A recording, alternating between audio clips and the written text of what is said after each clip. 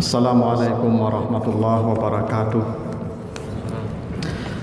Alhamdulillahil ahadis samad, lam yalid wa lam yulad wa lam yakul lahu kufuwan ahad. Allahumma salli ala Muhammad afsahi man natiqa biddad wa alihi wa ashabihi ila yaumil wa'ad, amma ba'd. Bapak, ibu-ibu, saudara-saudara kaum muslimin, jamaah salat zuhur yang dimuliakan Allah.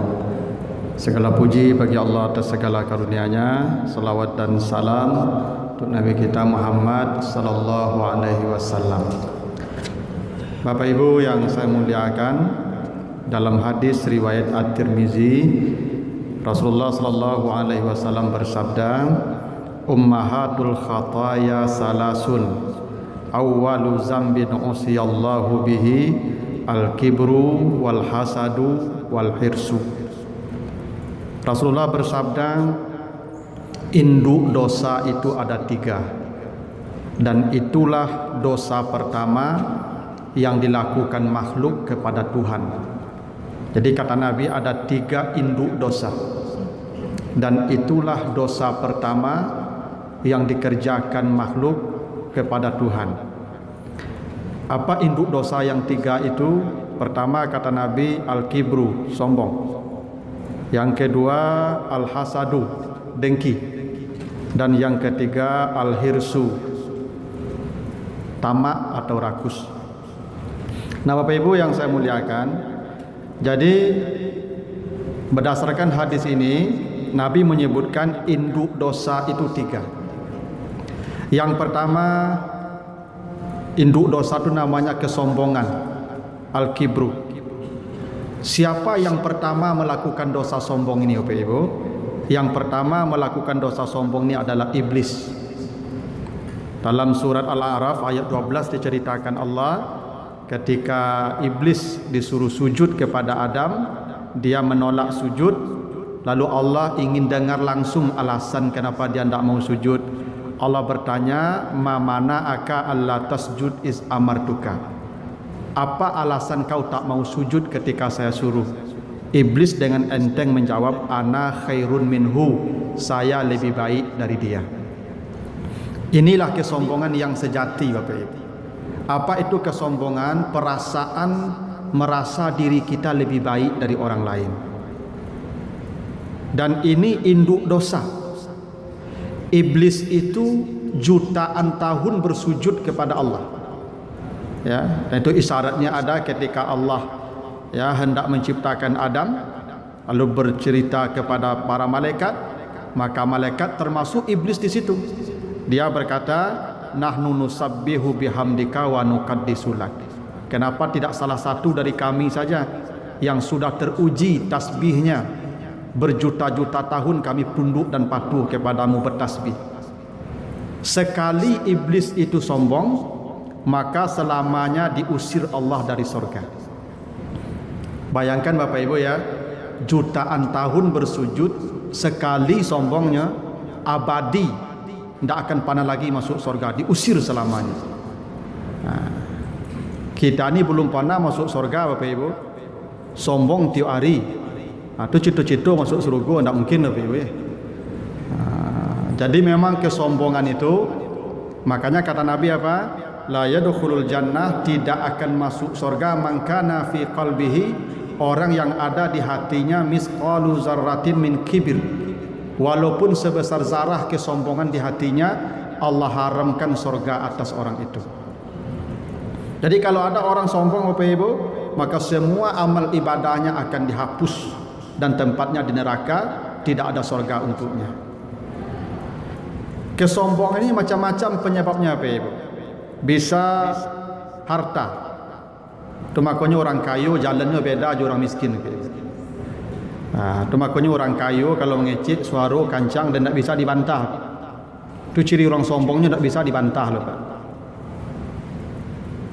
Itu makanya kecil pepatah orang kepetua orang kampung Bapak Ibu, di dunia aku 2 orang tidak boleh dibantah Bapak Ibu. Orang kaya cik, orang gila cik, tidak bisa dibantah itu.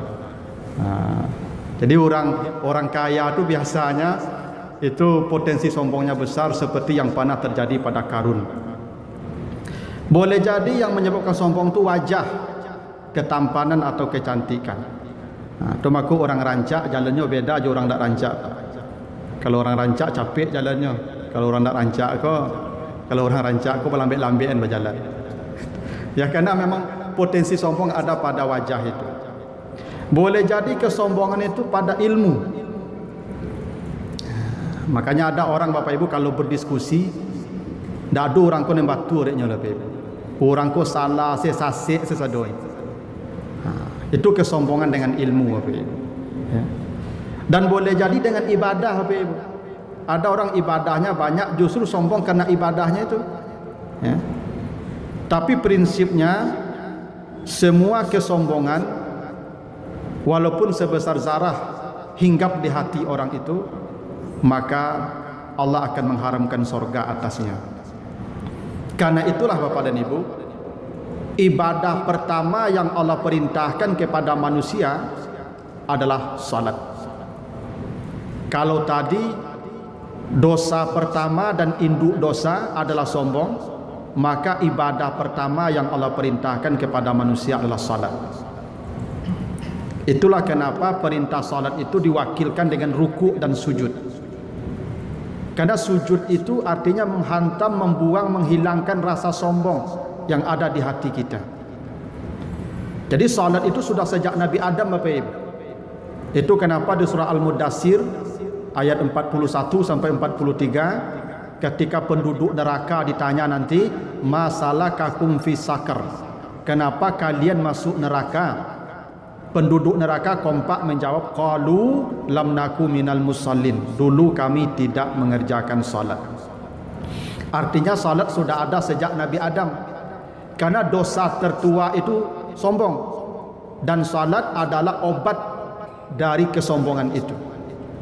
Maka kalau ada orang rajin salat Bapak Ibu tapi kesombongan dah habis-habis, itu salat yang gagal namanya itu. Karena inti salat itu adalah membuang sifat sombong yang ada di hati kita. Itu kenapa dosa pertama itu sombong, ibadah pertama yang Allah perintahkan kepada kita adalah salat. Itu kenapa ada hadis riwayat Muslim, ketika anak Adam sujud, i'tazala syaitan yabki, syaitan lari tunggang langgang sambil menangis. Jadi kalau ada anak Adam sujud, maka kata Nabi, syaitan lari tunggang langgang menangis. Kenapa? Karena ya wail, celakalah saya, umira ibnu Adam bisujud fasajada falahul jannah. Anak Adam sudah bersujud dan dia masuk surga. Karena iblis pantangannya sujud. Jadi itulah induk dosa yang pertama, sombong, dan obat sombong itu adalah salat. Induk dosa yang kedua kata Nabi al-hasad, rasa dengki. Perasaan tidak senang orang dapat kelebihan. Dia kok dapat orang kelebihan Bapak Ibu, nyo perasaannya ndak lama loh. Kan ada orang Bapak Ibu itu, ya, orang bali oto, nyo bali bodrek, damamnya, tu hasad. Apa yang berubah di orang, nyo paniang saya mencari orang tu Bapak Ibu. Kalau ada perasaan begitu ni, banyak ibu-ibu ni, kalau hasad ni banyak ibu-ibu yang kena ini. Karena ibu-ibu ni keinginannya banyak, sehingga kau berlebih orang darinya, nyo mulai kurang nyaman itu. Siapa yang melakukan dosa hasad pertama adalah Qabil, anak tertua Nabi Adam. Tadi dulu ceritanya Bapak Ibu, ketika anak Adam itu baru beberapa orang, maka ada keputusan kawin silang. Kembaran pertama dengan kembaran kedua silang. Kan ceritanya Siti Hawa itu melahirkan anak totalnya 41, 20 kali kembar. Yang terakhir yang ke-21 single, Nabi Sis. Tapi 20 kali itu sepasang-sepasang. Jadi memang Nabi Adam dan Siti Hawa itu anaknya banyak. Awalnya 41, melahirkan 20 kali kembar. Jadi Siti Hawa itu memang kuat, karena memang badannya kadang. Dalam hadis riwayat Bukhari disebutkan tuluhu situna ziraan. Nabi Adam dan Siti Hawa itu tingginya 60 hasta. 60 hasta itu sekitar 30 meter Pak. Bara gadang Nabi Adam tu banyak. Di Hawa Nabi Adam tu gadang banyak. Nanti di sorga kata Nabi dibalikkan lagi tubuh kita sebesar Nabi Adam. 60 hasta itu. Jadi kalau 60 hasta 30 meter melayan anak sampai 10 biasa saja tu. Ya, no badannya gadang. Memang dulu utak manusia tu ketek baru pebul lebih bisa ambil onda lebih bisa ambil oto le. Kaki diperpanjang. Maka Nabi Adam kalau dari lubuk turun ke masjid raya aku mungkin 2 kali melompat tiba kaki panjang. Manusia kini dipakai tek badan kau utak dipagadang. Nyubik roda pebul nyubik mesin capeknya tiba. Jadi ketika anak Adam itu baru beberapa orang kawin silang, ternyata Kabil menolak. Adiknya dapat yang cantik, dia dapat yang tidak cantik. Mulailah hasad terjadi. Apa ujungnya kata Kabil, la aqtulannaka. Di surah Al-Maidah ayat 27 diceritakan, saya akan membunuhmu. Maka ketika hasad itu terjadi, Allah perintahkan kepada Kabil dan Habil untuk berkurban. Watlu alaihim naba abnai Adam bil haq iz qarraba qurbanan. Jadi ibadah pertama yang Allah suruhkan kepada manusia setelah salat adalah korban. Kenapa korban? Untuk membuang sifat hasad tadi. Maka orang yang korbannya benar, korbannya sudah terima, maka hasadnya habis.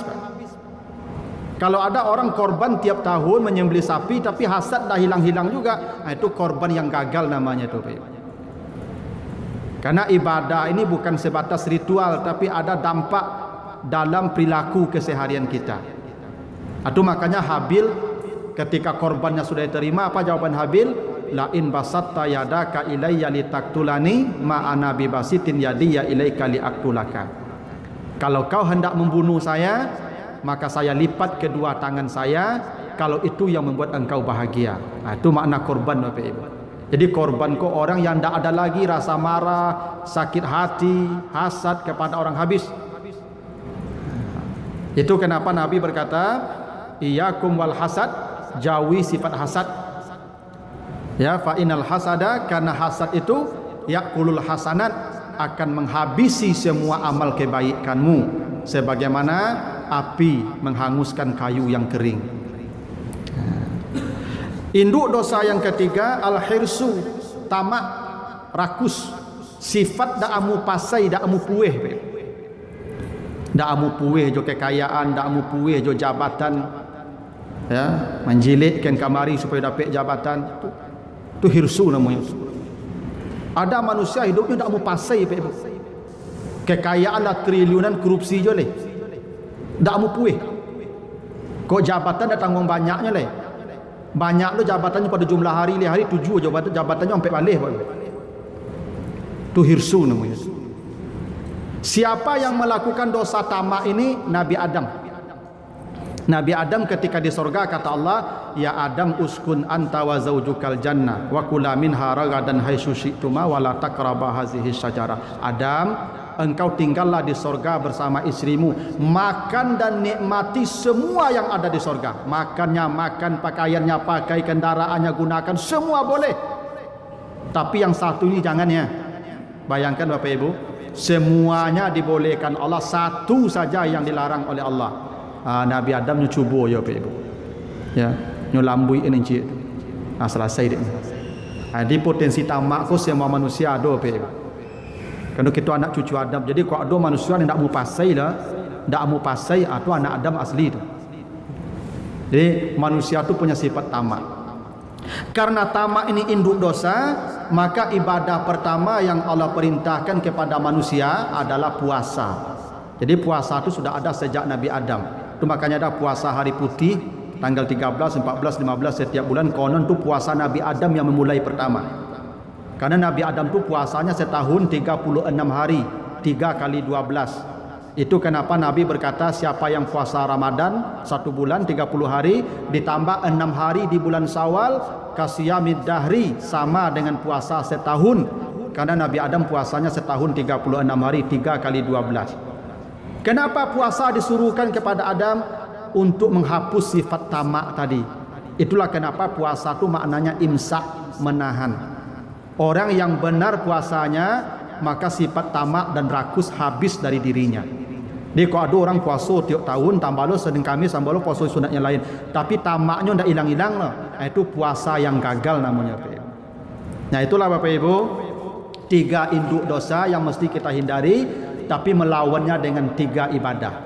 Sombong ada obatnya salat, hasad ada obatnya kurban, dan tamak ada obatnya berpuasa. Nah, mudah-mudahan ada manfaatnya. Kalau ada yang kurang berkenan mohon maaf. Assalamualaikum warahmatullahi wabarakatuh.